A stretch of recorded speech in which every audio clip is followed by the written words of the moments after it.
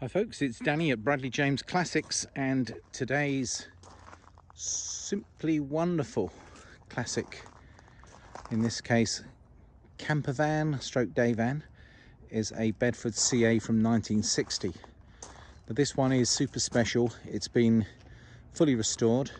There's actually a separate video which shows the undercarriage, and just spending 5 minutes looking at that separate video of the undercarriage, you'll see that it's been a full body off restoration, which includes virtually every part of the suspension and steering and brakes being renewed, chassis painted, everything fully wax oiled, under sealed, and these lower panels, which are below the chrome stripe, completely replaced with new panels, and just extensive restoration work, making this 1960 Bedford CA Dormobile truly unique.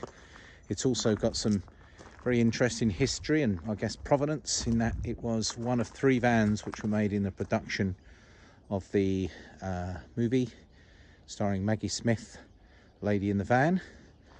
Now in the film they did actually use 3 different Dormobiles on the production set, and when this one started its restoration it still had a bar that was welded to the front cross member, which was used for sort of dragging it around different locations. I'm not even sure if there was actually an engine in it at the time, but from that movie to today there's been a lot of changes, and this one is an absolute joy. Remarkably rare these days. And the Dormobile camper had this, it was a short wheelbase van, because they actually had this one available as a long wheelbase van, and some of the other conversions did use the long wheelbase version. I think Roma or Romani, I think, was one of the other conversions they did, whereas this one is strictly a Dormobile. Now, before we look on the inside and say too much, let's just talk about this van in particular.